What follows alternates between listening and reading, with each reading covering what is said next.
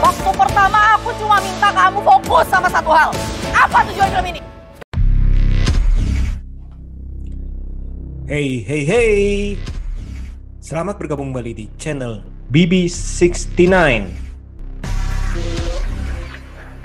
Sobat BB69, pada tanggal 30 lalu baru saja keluar film Aum di bioskop online. Nah, sekarang ini sudah bergabung dengan saya tiga teman koko BB69 yang akan ngobrol-ngobrol mengenai film itu. Yang pertama ada Mas Aska. Halo Mas, apa kabar nih Mas?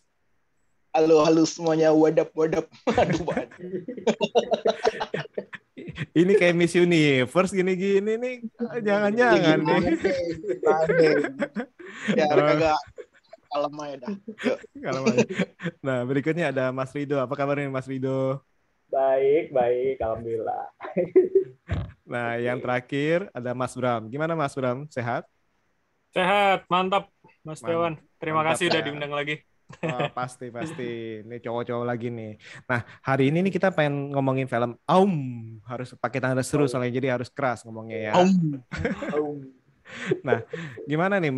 Kalian nih kan yang udah nonton nih, apakah kalian istilahnya kaget gak? Istilahnya kok ternyata filmnya seperti ini nih? Apakah kalian sudah menduga atau kalian misalnya saya kira nih film-film serius-serius kayak gimana gitu. Nah, Mas Aska gimana Mas Aska? Dugaan pertamanya.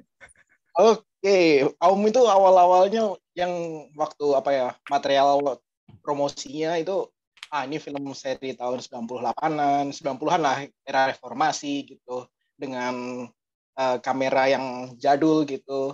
Tapi nggak tahu kalau ternyata ada film kayak seri kayak mockumentary kan, stylenya kan mockumentary, dokumenter gini-gini. Ya, jadi kayak shock aja lah, gini ternyata filmnya gitu. Dan dibuat jadi kayak 2 part gitu yang dijelaskan. Eksekusinya mirip kayak experience nonton One Cut of the Dead gitu. Jadi yang kita tonton pertama adalah hasil filmnya, yang kedua baru ternyata ada behind the scene-nya gitu. Dan ketika nonton sampai tengah, masuk ke babak kedua, bagian kedua ini langsung bentar. Ini ada BTS-nya ini, ada BTS video making nih. Aku tonton lagi dari awal. Jadi untungnya ini nonton OTT ya. Jadi kita punya kuasa penuh untuk mengontrol play pause-nya. Jadi tunggu nonton dulu biar enak. Karena udah lumayan rada boring kan. Ini dialognya kok terlalu gelap ya, terlalu berat gitu. Dengan kondisi badan tuh kayak kayaknya pengen nonton yang enteng-enteng ini. Kok jadinya harus yang reformasi gini-gini, kelam nih gitu. Jadi begitu nonton diulang lagi baru ngerasa relax nih, enak dan ternyata berujung sampai akhirnya moodnya jadi membaik dan rasa cukup terpuaskan dengan produksi semacam ini. Dan hal yang baru juga ya menurutku sih, sesuatu hal yang baru mockumentary di Indonesia gitu deh. Jadi sempat kaget juga ya, maksudnya nggak mengira bahwa ternyata ini dibawa ke arah situ ya. Ya untungnya zero information aja tentang Aum ini gitu. Pokoknya intinya cuma reformasi dan 4:3, udah itu cukup. Tapi kalau di dalamnya tentang pembuatan film dan kawan-kawan, wow gitu. Bersyukurnya sih nggak ngerti informasi macam-macam, jadi bisa nikmat aja nontonnya gitu. Nggak sotoy gitu. Iya. Saya sendiri juga pas awal lihat istilahnya lihat trailernya, saya pikir itu yang kesannya behind the scene itu, saya pikir itu beneran wawancara daripada para pemainnya, istilahnya seperti itu kan. Saya nggak terlalu perhatiin tuh. Oh ternyata itu pas saya nonton, oke, tahu maksudnya. Nah Mas Rido gimana Mas Rido? Pas pertama kali dengar nih film Aum nih, mengiranya akan ke film serius atau memang sudah menduga seperti ini nih?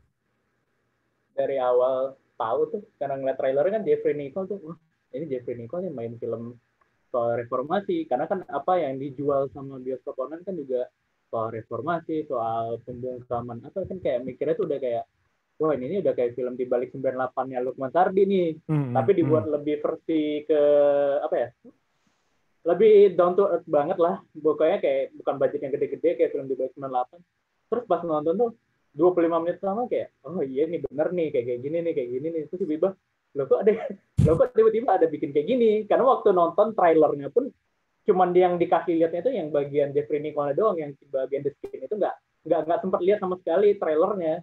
Terus pas nonton tuh kayak, loh kok ada ini, loh kok ada soal bikin film. Ternyata maksudnya yang dibungkamkan tuh maksudnya karyanya dan lain-lain. Jadi kayak terlalu banyak kejutan dalam satu film dan itu yang bikin berasa seger aja gitu. Semacam nonton tuh kayak seger banget ini kayak nggak pernah ada film Indonesia yang kayak gini. Kalau dokumenter kan ada, tapi kayak yang sekonsep kayak gini, out of the box kayak gini tuh baru ini doang ya. Jadi penuh kejutan banget sih. Penuh kejutan ya. Oke, Mas Bambang gimana Mas Bambang? Apakah tergezut juga atau gimana Mas? Saya Mas. Ya. Oh ya. Saya tuh sejujurnya adalah penggemar Suhokki dan sebetulnya saya adalah penggemar sejarah gitu loh. Ketika tahu ada film reformasi, saya sudah sangat wah ini akan ada sesuatu yang baru. Kalau Suhokki itu kan peralihan 66 ya, Soekarno ke Soeharto. Betul. Dan kalau kita bilang tadi Mas Ridho sempat ngomong juga ada di balik 98, saya orang yang sebenarnya kurang puas terkait dengan bagaimana penggambaran dan juga explore konflik yang ada di balik 98 waktu itu. Nah, saya pikir wah ini sesuatu yang baru nih dari Orde Baru menuju reformasi. Tapi ternyata bungkusannya cukup beda gitu loh. Kalau kita lihat kan di awal di fase pertama itu pacing-nya cukup lambat sebetulnya ya. Apalagi dengan apa sih? Rasio gambar yang 3:4 itu kan kayak zaman dulu banget. Padahal kalau kita tahu film dari zaman dulu kan sebenarnya 16:9 gitu loh rasio. Jadi cukup membuat saya bertanya, ini apa pesan yang mau disampaikan gitu loh. Apalagi dengan pengambilan gambar yang cukup menurut saya sih ini era 90-an banget. Bahkan era 2000 cara pengambilan gambar sudah cukup variatif gitu loh. Ini kan tetap pada satu muka, kemudian walaupun sebenarnya kalau kita bilang perspektif dari kameranya tetap sama, ada di belakang, cuman ini ke kanan dan ke kiri gitu loh, yang di dalam mobil terutama ya. Ternyata sambil berjalannya cerita sampai ke tengah, oh ini film yang lagi digarap dalam filmnya gitu. Jadi hal yang wah kejutan gitu loh. Oh ternyata ini toh. Oh ternyata cukup dijelaskan bagaimana pertanyaan-pertanyaan kalau misalkan apa sih kenapa dia harus si Jeffrey Nicole kenapa di awal lari sambil nunduk-nunduk di rumah susun gitu. Oh, ternyata ini yang mau disampaikan. Jadi sebenarnya cukup menjawab sih sebetulnya apa ala-ala BTS atau di balik layar yang sedang diceritakan dari tengah ke belakang gitu loh. Apalagi sebenarnya kalau kita bilang setup ceritanya. Jadi saya sebagai penonton tuh secara pribadi melihatnya nunggu nih arahnya kemana nih gitu kan. Apalagi tiba-tiba ketika Chico Jericho makan bakso, tiba-tiba tukang baksonya ada tato tengkorak hitam gitu. Kita udah, oh ini jangan-jangan. Bukan tukang nasi goreng ya, bukan nasi goreng aja, tapi tukang bakso juga. Tukang bakso jadi everywhere. Jadi wah ini arahnya kemana nih gitu sih Mas. Jadi buat saya ini oase sih, pola pengambilan gambar. Terus kemudian tadi yang rasio gambar dan juga bentuk ceritanya. Dan apakah ini menurut saya sah-sah aja. Paranormal Activity juga hal yang beda. Atau misalkan 127 yang ada pendaki bikin kayak apa sih dokumentasi dirinya sendiri, itu kan sebenarnya pola yang berbeda gitu loh. Nah kali ini ternyata Indonesia bisa loh bikin yang kayak gini. Itu sih menurut saya Mas.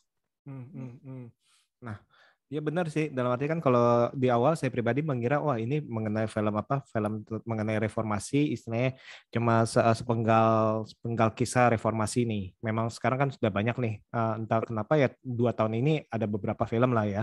Dan kita mau tahu nih versinya ini seperti apa nih. Kalau misalnya Mas Bram bilang mungkin nih yang pas filmnya Gi sudah agak lebih berani istilahnya, tapi kalau film sekarang ini yang 98 masih agak ragu-ragu, mungkin karena masih belum lama nih, jadi istilahnya masih agak-agak hati-hati istilahnya dalam menggarapnya. Benar gak Mas Bram? Nah, oke. Nah, kembali ke film ini. Emang benar sih, saya pribadi pun nggak nyangka bahwa ini akan dieksekusi seperti apa, dan sama seperti Mas Bram itu di awal itu kita melihat itu cara acting mereka pun seperti film tahun 90-an tuh, cara mereka ngomong, cara mereka berekspresi, penekanan nadanya itu ya memang zaman seperti itu, dan penggunaan rasionya itu sepertinya mungkin karena waktu itu zaman dulu itu kan film-film itu di Indonesia itu untuk TV kita kan TV tabung itu kan kurang lebih kan Ya, emang kotak yang gitu istilahnya. Dan Iya. jadi pengalaman kita itu pasti misalnya Mas Rito waktu itu udah lahir belum ya? Udah. Udah Udah ngerasain di tabung gimana tuh? Rasanya karena paling muda. Petak Jadi, banget ya. jadi kotak banget tuh. Nah, jadi kalau misalkan kalau ngeliatin rekaman-rekaman itu pasti kotak-kotak semua tuh seperti itu sih. Dan emang bener sih kaget sih saya sih. Dan istilahnya dari ceritanya ya tadi itu saya pikir ini sebenarnya ini apakah mengenai pembuatan film mengenai reformasi atau mereka ini berkisah tentang mereka membuat film di zaman reformasi yang untuk istilahnya mengungkapkan memprotes seperti itu. Nah, kalau dari segi ceritanya ini apakah kalian itu menangkap gak dalam arti sebenarnya apa yang kalian tangkap sih nih dari ceritanya ini? Kalau Mas Aska gimana Mas Aska? Kalau yang gue tangkap sih, kalau misalkan kita cuma cerita tentang di balik 98, bicara tentang fakta gitu, atau bicara tentang sejarah yang udah terjadi dan mereka direka ulang, itu kayaknya udah terlalu biasa gitu. Jadi dari sudut pandang si sutradaranya, siapa ya, Mas Ipung ya, orang Jogja juga kayaknya gitu, Betul. dia kayak gimana caranya membuat film yang isinya orang buat film gitu. Dan itu kan kayak sebuah media film itu media untuk mengutarakan pendapat, dan itu kayak relevan sama misi dari si reformasi ini untuk mengutarakan pendapat sebebas-bebasnya. Jadi gimana ceritanya proses pembuatan film itu relevan dengan semangat untuk membuat reformasi juga gitu, dan dia gabungkan di blend dengan menarik, kemasan eksekusinya juga oke, production value-nya juga menurutku udah fresh gitu kan, seneng banget liatnya gitu. Jadi kita kayak time travel gitu, kita kayak bukan cuma membaca sejarah dengan set lokasi atau macam-macamnya dengan yang udah ditempel, tapi kita udah kayak ini yakin film produksi 2021. Dan kalau kita merem pun kita juga nggak tahu ini ternyata film sekarang. Kecuali yang mungkin rada ganjel sih mukanya Jeffrey Nicole ya. Jeffrey Nicole tuh mukanya nggak cocok banget dari tahun 98 gitu. Kenapa Ketika mereka rambutnya ketemu apa sama, gimana? nggak tahu, mukanya terlalu modern aja gitu. Sedangkan teman-teman lainnya, geng-gengnya, terus ketika di sawah ada petaninya, ada Intel, itu mukanya, wow, ini emang orang Jogja semua, orang pedalaman, orang tahun 90-an mukanya gini. Bahkan mikir, oh 2021 tuh masih ada ya orang muka kayak gini ya, gitu kan. Tapi si Jeffrey Nicole ini mukanya udah aneh aja gitu, kayak time travel aja. Ini orang nggak cocok di 398 gitu. Ya itu yang hal-hal minor sih. Tapi kesan ketika nonton, ya kita ngelihat paham visinya tentang pembuatan film. Dan ternyata dikemasnya pun nggak seboring itu. Walaupun di bagian pertama kita ngelihat, ini boring, kenapa jadi gini, dialognya pun terasa berat gitu kan. Begitu bagian kedua kita baru ngerasa relax, oh pembuatan film. Dan konflik-konflik, intrik pembuatan film kan memang beneran nyata ya. Di sini ada filmmaker Mas Rido kan mungkin bakalan tahu ya gimana pahitnya atau kerasnya lingkungan di lokasi pembuatan itu diceritakan dengan ya vulgar, dengan hal yang memang apa adanya, memang begitu. Sutradara tuh sengeheknya yang ngehe kayak gitu ya itu selalu ada dan diceritakan, tapi nggak cuma sekedar BTS. Ini ada story-nya, ini film fiksi yang dibuat gimana kalau aktor ini memerankan sebuah peran di dalam sebuah film gitu. Jadi kayak filmception aja gitu, numbuk-numbuk gitu. Jadi itu yang experience seru gitu. Menarik sih nih. Nah, Mas Rido nih, tadi sempat Mas Aska kan sempat cerita ataupun kita udah tahu nih ini mengenai istilahnya film merupakan salah satu media untuk kita bersuara atau istilahnya mengungkapkan perasaan kegundahan hati nih. Nah, kalau Mas Rido memandang itu gimana? Saya memandang kalau Aum ini emang bukan sekedar film soal dokumenter ya. Jadi sebenarnya film ini kalau yang saya tangkap tuh ini mau ngomongin soal film terlarang. Karena kan kita dulu banyak tuh film-film terlarang yang tiba-tiba diberedar pemerintah apa segala. Jadi kayak mereka pengen ngasih tau loh, ini dulu-dulu tuh zaman kita ya lagi mau rusuh tuh banyak banget film-film tahun-tahun segitu tuh yang lagi diem-diem lagi bikin, tapi akhirnya diberedar sama pemerintah. Jadi kayak suara-suara rakyat itu jadi banyak yang dibungkam dan film itu kan salah satu cara untuk ngebentuk opini orang ya. Orang yang nonton, orang pasti langsung kayak, oh ternyata si ini nih, kayak misalnya dulu tuh ada film Red Dawn, film Amerika tuh, mereka ngebentuk opini Amerika kalau Uni Soviet itu jahat. Jadi mereka tembak-tembakin semua dar.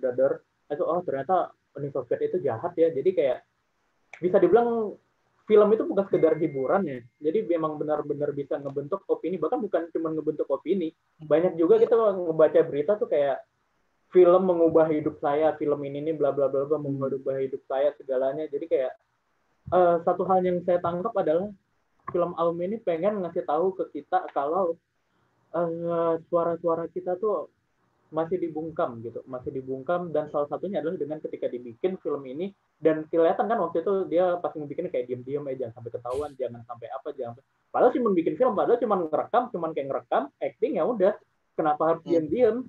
Ya karena takut suara-suaranya dibungkam, takut suara-suaranya itu didengar, itu ditangkap, dan di endingnya kita bisa ngeliat sendiri. endingnya. Saya pikir itu mereka itu awalnya itu diam-diam karena nggak punya izin untuk rekaman ini itu. Kan kayak punya izin atau takut dibilang berisik banget. Iya. Awal-awalnya saya pikir gitu tuh Mas Rido kan pengalaman kayak gitu, kita diam-diam nih gini, ada ini tanpa izin, diam-diam syuting di mana, ya kita udah tahu lah Mas Rido ya, syuting tanpa izin. Kesel sih sebenarnya sama Chico Jericho ya. Sejujurnya ya, sebagai sutradara juga kesel banget sama Chico Jericho tuh, kayak ini orang maunya. Tapi itu fakta, nyata terjadi gitu. Terlalu bagus, iya ini terlalu bagus kayak. Terlalu bagus. Terlalu bernyawa banget. Jangan biarkan peran ini kayak apa sih? Itu terlalu bagus banget loh. Ini boleh nggak sih nanya ke Mas Rido nih yang sebagai sineas dan sutradara juga, gimana nih penggambaran dari Jeffrey Nicole nih? Dari Chico Jericho. Lebay nggak sih? Apa gimana sih Mas? Terlalu di lapangan sengehe itu nggak sih? Sebenarnya kalau sutradara itu marah-marah emang wajar, karena kan kalau dia perfeksionis, dia tuh pengen sutradara itu pengen sesuai dengan kemauan dia, tapi kan mau gimana pun juga udah praproduksi berkali-kali, udah nyoba di satu divisi, tapi kan kadang-kadang di lapangan suka kayak tiba-tiba orang kepikiran, kenapa nggak dibikin kayak gini? Nah itu jadi kayak apa yang dilakukan Chico Jericho itu sebenarnya sah-sah aja. Dia marah-marah, dia kayak ngelempar apa, karena saya juga pernah kayak gitu, ngelempar itu. Maaf banget. Ya, termasuk konflik internal ya, antara sutradara produser, sutradara sama krunya. Nah, itu kan sangat-sangat merefleksikan banget ya. Nah, padahal itu saya mau nanya tuh Mas Aska tuh, mau nanya ke Mas Rido nih, gimana nih konflik antara produser sama sutradara yang biasa kita yang pernah ngalamin nggak? Sedikit dikorek. Ngalamin. Itu ngalamin banget panjang nonton tuh kayak, ini pernah kejadian. Iya. Tapi emang ya sutradara itu emang harus seperti itu sebenarnya, tegas. Ya karena dia pemimpin di situ tuh kayak lo harus ngikutin apa kata gua gitu loh. Yang tiba-tiba dia bilang yang ini harusnya lebih lebam lagi. Nah itu jadi kayak benar-benar untuk nunjukin kalau dia itu punya ciri khas kepemimpinan gitu. Ya dan memang ya. Tapi kalau yang dibikinnya dibilang terlalu bagus, nah itu salah tuh. itu saya sampai mikir terlalu bernyawa maksudnya terlalu bernyawa salah, terus jangan sampai semangatnya itu sampai di kamu doang, itu bingung juga penyampaian. Bingung juga, pendengarnya juga bingung, lihat muka Jeffrey Nicole bingung tuh kayak kita sama bingung. Cukup merasakan. Ada konsep sutradara adalah Tuhan, sutradara adalah jenderal gitu loh. Jadi dia pengennya apa aja, maunya dia ya udah ikutin aja. Udah filmnya kelar gitu. Iya, kelar udah, ngikutin aja, apa salahnya sih? Biasa sih. Iya, tadi yang adegan ini udah pernah lebam belum sih kamu, Ci? Nanya gitu lagi. Udah pernah lebam belum sih kamu? Nah, untung pas Mas Rido bikin Cinta dan Hal Rumit Lainnya itu nggak ngomong ke itu serius saya. Udah pernah lebam belum lu? Udah pernah lebam belum ya? Coba nih. Soalnya di filmnya kan ada adegan pemukulan juga tuh. Ada. Jangan-jangan kesindir juga nih Mas Rido. Benar. Betul betul. Emang benar sih dalam arti apa keinginan atau saya suara itu merupakan sesuatu yang ingin kita sampaikan. Itu bisa melalui saya kita vokal melalui media televisi, media istilah media sosial ataupun istilah media yang kita surat kabar ataupun dengan secara implisit itu dengan media seni, baik itu tarian. Di sini kan kita lihat nih, saya nggak tahu, saya benar-benar masih bingung nih mengenai lambang dari tarian macan itu. Nah, kalau kalian nangkapnya apa? Kalau Mas Bram ada tangkap sesuatu gak dari tarian-tarian macan atau istilahnya simbolik-simbolik tertentu gak di film ini? Ini sih, kalau saya melihat sebenarnya menggambarkan konflik si Jeffrey Nicole dan kakaknya sih. Kan kalau kita lihat sebelum mereka didandani macan kan mereka seperti apa ya? Gaya saling menyerang tapi tidak boleh menyentuh kalau kata si Chico Jericho kan. Nah, jadi menurut saya itu sebetulnya adalah apa ya semacam semiotika untuk menunjukkan bahwa ya adanya perseteruan tapi memang tidak secara keras benturannya gitu loh. Jadi memang digambarkan untuk menurut saya sih secara sebagai penonton artinya semua gerakan gerakan teatrikal itu adalah untuk menguatkan cerita dan menguatkan kesan apa yang ingin disampaikan si Chico Jericho ke kita sebagai penonton dalam pesan film itu, gitu Mas. Dan apa macan dan aum itu kan maksudnya dengan judul dan juga penggambar dan apa ya macan tadi itu menurut saya itu cukup menyampaikan pesan apa yang ingin disampaikan di film ini sih menurut saya. Justru saya sih masih agak bingung nih kenapa nih sang sutradara ini memasukkan itu tuh tadi adegan macannya itu seolah-olah itu ingin ditampilkan oleh sang sutradara si Chico Jericho nih. Apalagi kan patung macannya itu kan ya, ada satu adegan itu mulai berdarah ya, kasih bercak darah ya di mulutnya kalau nggak salah ya. Nah, itu ada simbolik apa nih? Seperti itu sih. Oke. Nah, kalau dari lihat secara keseluruhan nih ada adegan atau istilah momen-momen yang memorable atau istilahnya yang benar-benar teringat kan nih? Kalau dari Mas Bram gimana Mas Bram? Momen terakhir sih Mas, yang lari-lari bawa kamera. Apa ya? Perspektif yang pasti semuanya mau jawab itu ya. Oke. Apa perspektif yang beda aja, maksudnya asik point of view-nya biasa kita lihat orang lari sebagai orang lain gitu kan. Tapi kan hari ini kita mencoba perspektif sebagai penonton yang via kamera yang dia bawa gitu loh. Walaupun sebetulnya secara gambar itu kan berantakan semua, tapi kita cukup bisa merasakan gimana apa ya ambience yang saat itu ada mungkin di aktornya, di kameramen dan si jurnalis asing itu loh. Yang dia harus ke kandang bebek, duduk di bawah ibu-ibu lagi makan, masuk ke kebun tebu tiba-tiba. Tapi di end of story akhirnya kita tahu bahwa jurnalis asing itu gitu loh appearance-nya, penampakannya gitu loh. Karena kamera itu tadi. Jadi itu cukup membuat saya ini sih cukup menjadikan itu sebagai salah satu scene favorit karena tanpa harus gambar cantik buat saya, tapi pesan ketakutannya nyampe. Membayangkan kita lari-lari masuk ke dalam gang-gang sempit yang kita nggak tahu sebenarnya ada ujungnya atau enggak, atau kita akan terperangkap gitu-gitu loh. Perasaan takutnya saya sebagai penonton dapat gitu. Sebagai jurnalis pernah nggak di lapangan kayak gitu Mas Bram? Mengalami sesuatu yang berbahaya yang sampai lari-lari gitu? Berbahaya pasti sih Mas. Artinya saya pernah ikut penangkapan bandar narkoba. Jadi di daerah Tanah Baru. Tanah Baru apa iya benar kayak. Nah itu jadi begitu turun mobil itu sudah baku tembak antara polisi dan bandar narkoba itu. Mungkin saya tidak berlari menghindari pada saat itu, tapi berlari untuk masuk ketika semua orang lagi keluar gitu loh. Jadi mungkin perasaan yang sama saya rasakan ketika menonton film itu, artinya bahaya sedang ada di sekitar kita, rasa insecure terhadap diri sendiri misalkan. Dan kondisi yang lagi nggak tahu nih next akan terjadi apa gitu loh. Itu sih kalau saya. Oke, gimana tuh rasanya tuh waktu di situ? Ini menarik. Rasanya panas Mas, karena kan sudah ditambahin gas air mata kan. Oh, kan kalau Mas sering lihat di ini akhirnya kita pakai odol di sini kan. Gitu. Jadi pakai odol Jadi itu sempat ngerasain juga ya. Sempat. Kalau itu pas menurut saya sih hampir semua jurnalis akan pernah lah. Minimal liputan aksi demonstrasi aja pasti akan sering sebetulnya pakai kayak gitu. Apalagi hitungannya kan kita bilang 3 tahun terakhir cukup sering ya aksi-aksi masif di beberapa titik penting di Jakarta, DPR, dekat Istana, Monas itu cukup inilah. Menarik. Oke. Tapi ya untungnya sih selamat Mas ya. Iya, kalau nggak muncul. Kalau nggak muncul di sini. Bisa. Nah, kalau Mas Rido ada adegan yang memorable nggak Mas?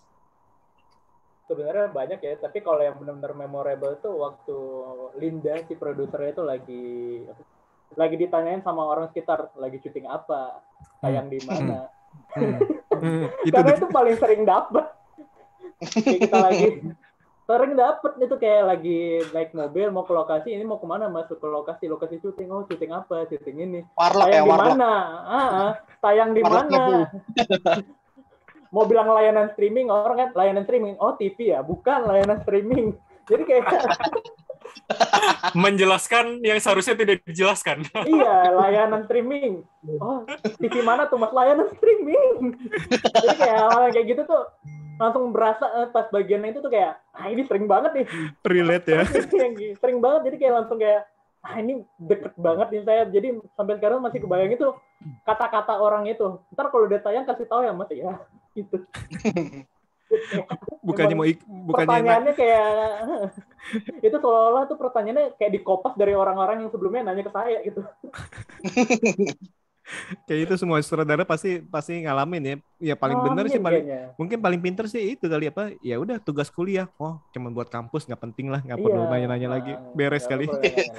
Beres udah. Untung nggak nanya pro figuran nggak Mas? Nah itu bahaya tuh. Sebenarnya kan malu-malu mau pro figuran nggak, jadi agak-agak lama gitu di situ kan. Kalau film-film tahun 90-an kan kita lihat tuh masih pada ngumpul tuh di sekitar kan tuh, jadi masih bocor misalnya. Ingat kalau nonton Tuyul dan Mbak Yul misalkan lagi syuting di mall kan, tapi di selasar seberangnya tuh penonton semua. Betul. Ngeliatin ada apa. Iya. Betul, bukan hanya film Indonesia loh, film Mandarin pun tuh kalau saya review, saya rewatch lagi tuh filmnya Stephen Chow lah, sekelas Stephen Chow loh, filmnya Jackie Chan tuh ya itu tuh. Jadi saya pas adegan aksi tabrakan itu segala macam ya di sana tuh, sebelah sana udah siap-siap liatin ya gitu. Aduh.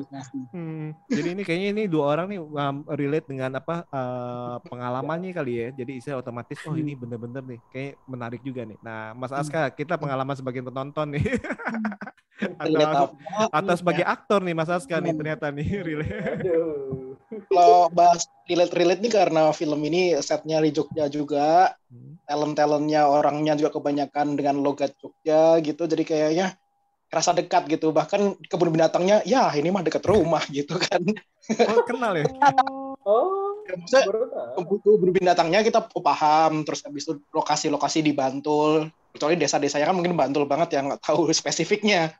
Tapi seenggaknya tahu lokasi, ada topeng-topeng itu kan tempat seniman juga ya gitu. Jadi kayak secara overall tampilannya itu udah mengesankan, jadi udah cukup memorable. Kayak shaky cam-nya itu kan hal yang baru juga, terus panning kameranya zoom in zoom out ke kamera, ke lampu, bahkan kayak gitu kan.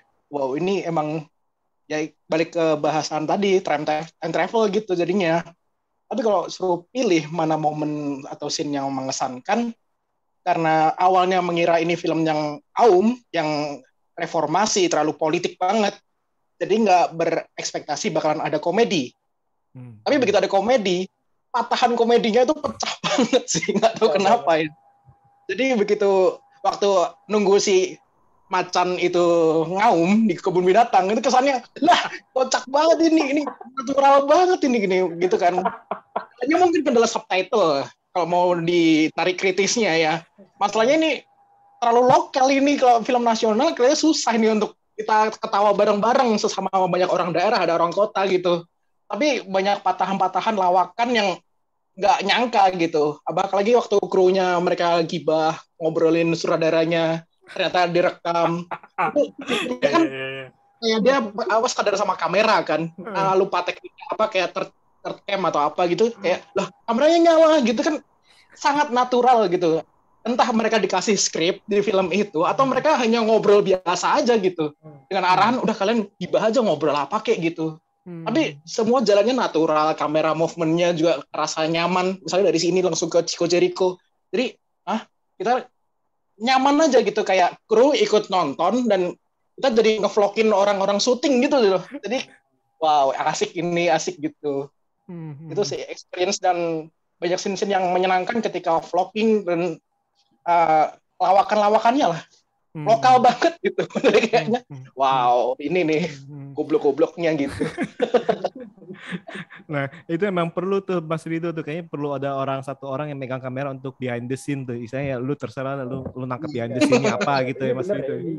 Karena kalau waktu itu pengalaman syuting pun emang gitu tuh, ada satu orang yang pegang dulu masih di 8 ya, digital 8 itu ya keliling aja ngapain itu, ngomong sembarangan. Tapi ya itu pas terakhir kita udah kelar syuting, nyetel itu ternyata ini lucu-lucunya, istilahnya brengsek-brengseknya tanda kutip itu seperti itu sih. Tapi yang soal yang di kebun binatang tuh, saya mikir tuh dia udah capek-capek sampai malam, tapi akhirnya ternyata itu sutradaranya adalah itu, kayak percuma juga ya nunggu sampai malam ya. Percuma ya. Oh iya juga ya. Bener kan? Lu harus dapat aum istilahnya. Ya, maksudnya kan lu sutradara, lu tahu diri lu itu, ngapain nyuruh orang sampai harus ada aumnya itu sampai nyiksa. Totalitas aja dia jadi sutradara tuh harus nyeleneh, harus karena dia tahu itu maunya sutradara harus dipatuhi, udah seenak udel aja dia gitu. Balik lagi ke bagian balik lagi ke behind the scene kayak gitu-gitu, ternyata di dalam behind the scene pun ada drama yang descripted gitu, kayak kasih uang suap ke penjaga. Ini kan jadinya kayak tamparan ya, karena ini versi realnya gitu. Tapi itu dibuat dalam bentuk dramatisasi behind the scene gitu, kesannya kan gitu. Jadi kesannya nontonnya ketawa-ketawa miris gitu loh. Jadi kayak ya korupsi ya rata-rata gitu. Emang saatnya menyuarakan ya ini visinya Aum kan emang menyuarakan pendapat-pendapat atau secara vulgar gitu. Jadi kena banget itu ketika ada yang nyuap terus oke, nanti saya jaga dengan jadi setelah awalnya nolak langsung mengiyakan itu kesannya wow. Nah, itu selain ngomongin soal korupsi itu, kalau mungkin Mas Rido nih yang pengalamannya itu mengenai izin ya Mas ya, daripada izinnya yang harus yang kita lakukan secara benar, mungkin lebih ribet, mungkin lebih besar ya, paling jalan ininya gampangnya gitu Mas ya. Iya. Ini emang bener sih, yang memorable sih banyak sih. Misalnya kalau saya pribadi malah ya behind the scene-nya itu, dalam arti yang dimana produser berantem sama sama sutradara, dan itu scene-nya banyak tuh, dimana istilahnya produser maunya A, si istilahnya sutradara maunya B, karena masing-masing itu punya kepentingan. Produser tahu nih dia ini keluar duit dan dia menduga pangsa pasarnya seperti ini, sedangkan sutradara mungkin istilahnya punya idealis tersendiri, dalam arti, dan ini nggak ada yang salah, nggak ada yang benar sebenarnya sih. Dua-duanya itu nggak ada yang salah, nggak ada yang benar, karena kepentingannya dua-duanya itu ada punya kepentingan. Nah, sutradara ini sebagai ini kan karya saya maunya seperti ini. Bahkan dalam arti kalau Mas Rido misalkan sutradara maunya ngambil angle-nya gini, tapi produser bilang bagusnya gini, saya wide shot, tapi sutradara maunya yang gimana. Nah, itu kan jadi kan itu hal yang simple ya Mas ya, gimana Mas? Bener gak? Bener. Sebenarnya yang salah dari ini tuh kenapa mereka disatukan? Karena nggak cocok. Secara visi nggak cocok gitu loh. Mungkin bersatu. Preproduksinya kali ya kurang ya di mejanya ya.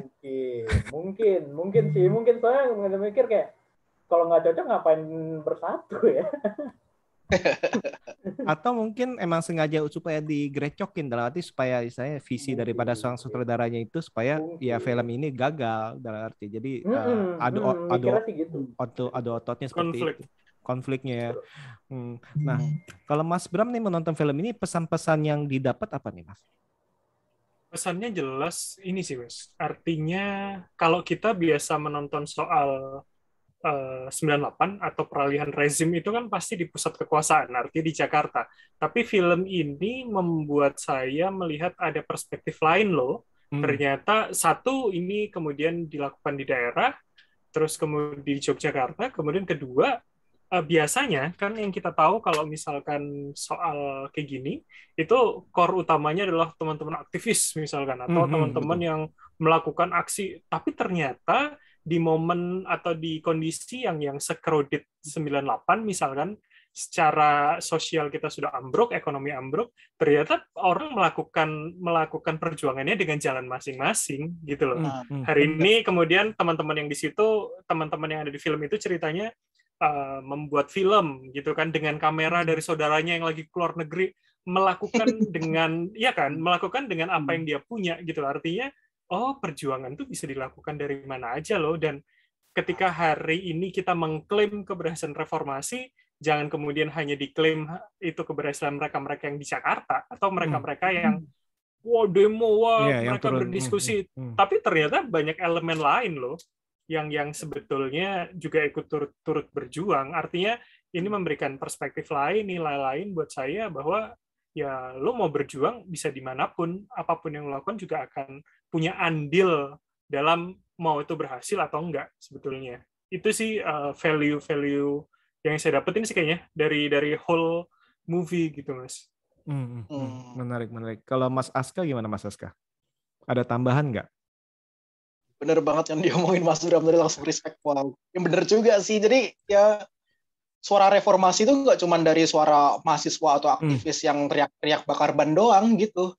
Suara ibu-ibu yang pengen reformasi pun juga ada. Suara petani, suara siapapun. Bahkan ini yang sangat dekat dengan kita ya, para filmmaker. Filmmaker kan misinya untuk menyampaikan pendapat gitu. Chico Jericho juga bilang sebagai sebuah film itu adalah sebuah gagasan gitu, bukan hanya sebuah tontonan doang gitu, harus ada pesannya. Dia pengen menyampaikan sesuatu, visinya tuh kelihatan, isi kepalanya tuh ditampilkan dalam sebuah film gitu. Makanya dia di sini ya, ini Aum nih kayak ada sisi orang kecil, orang yang di Indonesia mungkin tidak terlalu terpandang sebagai orang yang menyuarakan pendapat. Di sini disampaikan filmmaker ini ternyata punya suara yang sangat penting, karena karyanya dia kalau disiarkan itu jadi kayak brainwashing ke orang-orang yang nonton gitu. Itu lebih impactful daripada orang yang bakar ban yang kesannya cuma negatif. Tapi kalau kita nonton film kan kita terbawa dengan hal yang positif, duduk santai, lalu tiba-tiba tercuci otaknya karena gagasan di film, itu lebih terpengaruh daripada kita cuma bakar ban gitu. Ada sisi anarkis, ada sisi yang lebih seniman aja gitu. Caranya masing-masing aja gitu. Betul. Jadi istilahnya dalam film pun ada antara dua, dalam arti sisi satu itu propaganda pun itu kan yang positif atau negatif ya. Kita tahu zaman perang pun propaganda ya seperti apa, yang dalam arti ya yang tadi Mas Aska bilang itu dicuci otak, atau istilahnya di satu sisi itu hanya ingin mengungkapkan pendapat melalui karya seni, baik itu tarian, baik itu theatrical, baik itu film, seperti itu sih. Ini menarik. Nah, kalau dari Mas Rido gimana, Mas Rido? Ada pesan-pesan yang didapatkan?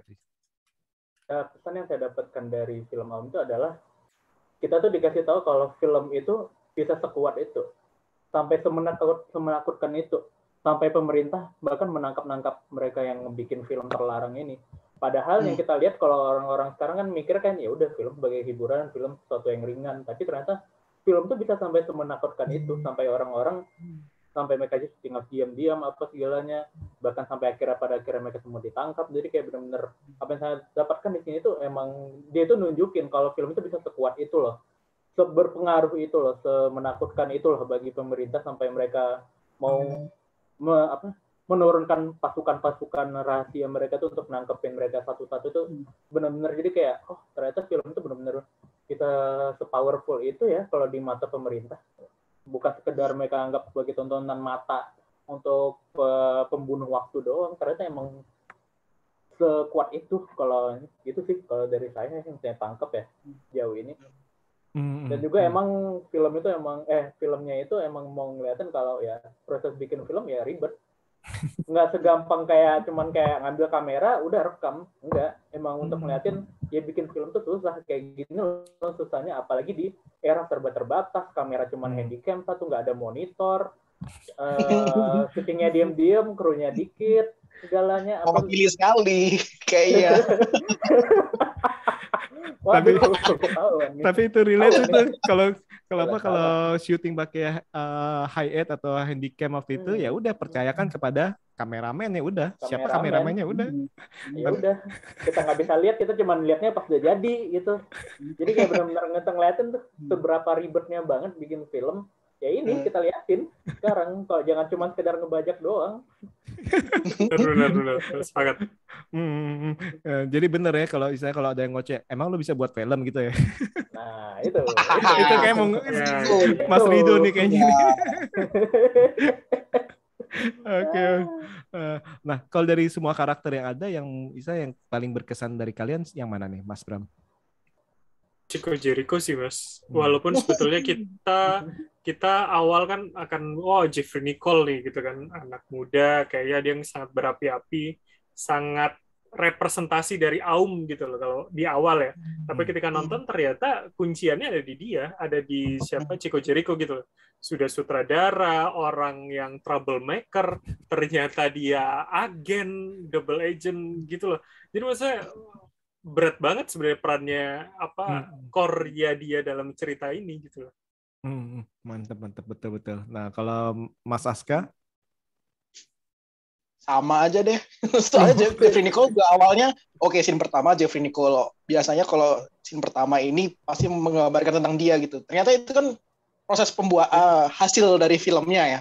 Begitu dibalik karena dari bagian pertama kayaknya posternya tuh Jeffrey Nicole sama Chico Jericho deh. Ini Chico Jericho kemana sih gitu.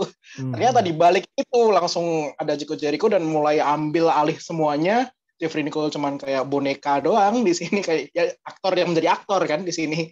Sedangkan si Chico Jericho adalah main master dan sumber dari, kalau orang Indonesia paling suka kan plot twist kan. Ini plot twistnya sumbernya di dia semua ini yang bakalan mengeluarkan berjuta teori atau yang jadi bahan omongan kan pasti si Chico Jericho ini siapa gitu. Kalau dia agen atau nyamar, kenapa dia di hire sama produser untuk jadi sutradara? Gimana ceritanya? Track recordnya apa gitu? Jadi dia aja kelakuannya semena-mena itu. Kenapa dia di hire gitu loh? Kenapa dia dijadiin sutradara yang pegang, kelakuannya juga aneh-aneh, suruh nunggu macan ngaum sampai malam gitu loh. Yang ya itu Chico Jericho sukses jadi manusia atau karakter yang ini orang ngapain sih, maunya apa sih, sutradara gak jelas, ujung-ujungnya malah kalau mau spoiler nangkepin orang gitu yang intel gitu, ya buset gitu.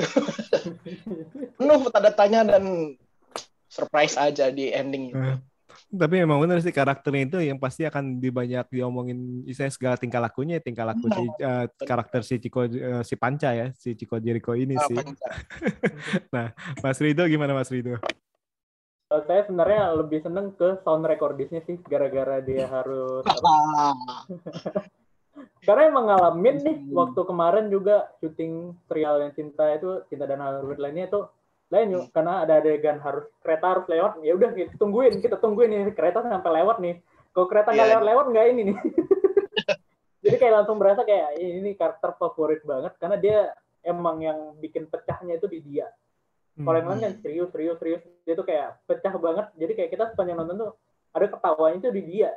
Jadi berasa favorit banget tuh, kayak icebreaker banget lah. Icebreaker banget lah anaknya. Objek penderita ya. Menderita.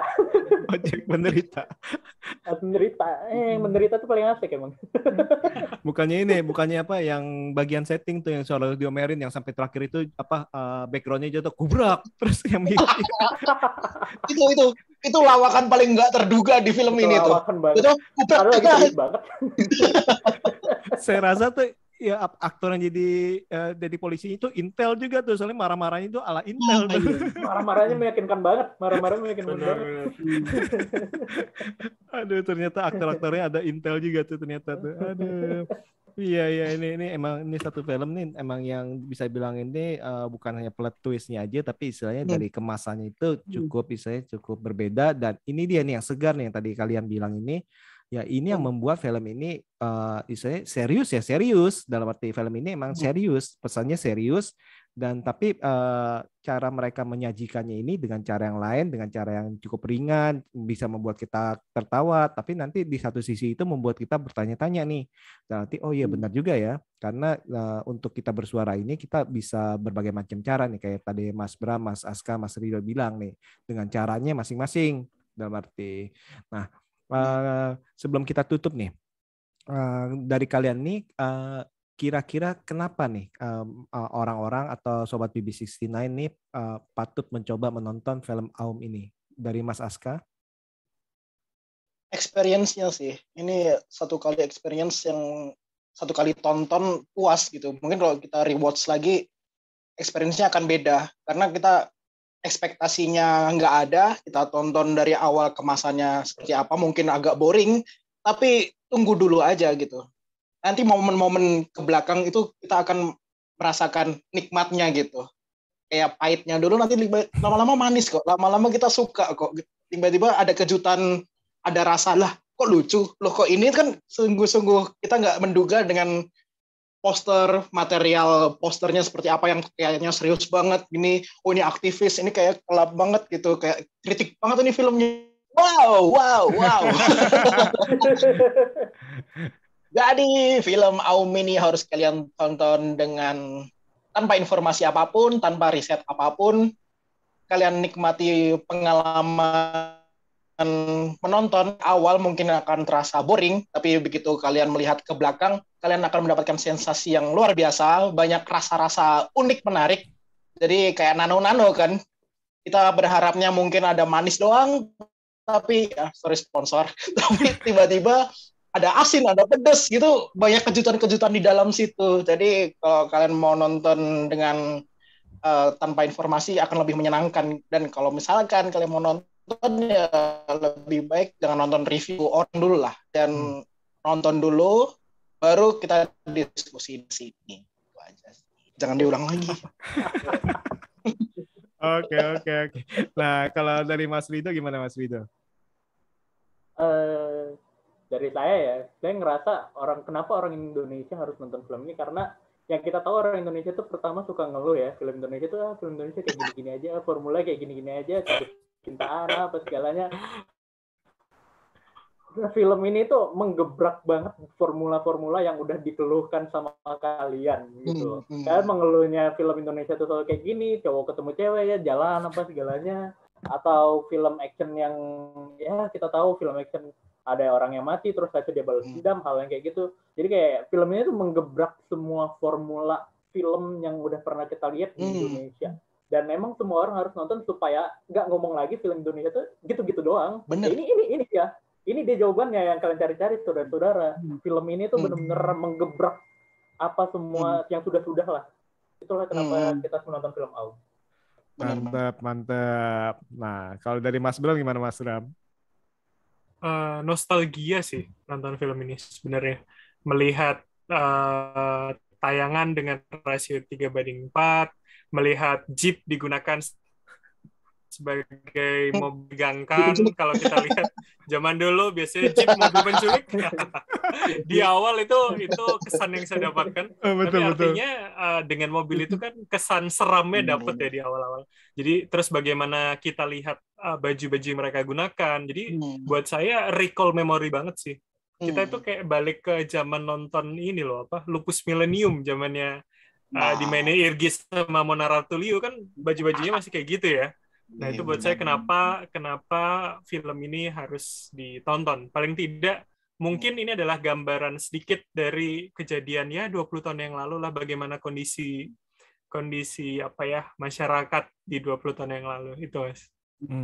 Oke, menarik nih. Benar juga sih, dalam arti film ini merupakan satu film yang tidak bisa kita duga nih dari awal nih, apalagi kalau kita ini tidak melihat, tidak membaca review segala macam nih. Kalau kita nonton dengan tanpa informasi apapun, kita akan terkejut sekejut-kejutnya lah dan tidak mengira seperti itu. Dan seperti yang kata si Mas Ridho juga bilang, ya ini juga menghantam atau istilahnya berbeda dengan film-film Indonesia yang kalian tonton di sebelumnya, karena ya kita bilang ini berbeda lah dari cara perlakuannya atau cara actingnya segala macam, ini benar-benar berbeda dan kalian memang harus nonton nih. Dan selain itu juga cara penyampaian pesan di film ini kalau menurut saya sih tidak terkesan menggurui atau berkhotbah kali menurut saya nih ya.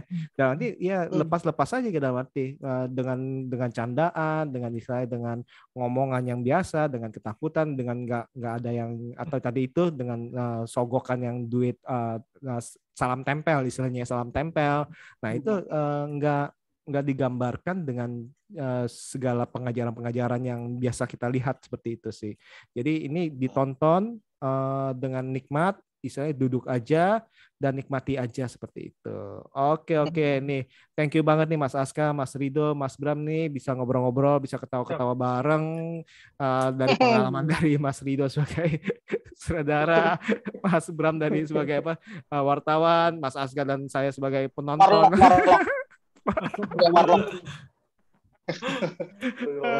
Jadi saya ini seru.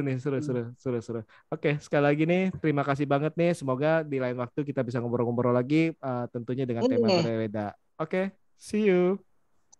Thank you. Bye guys.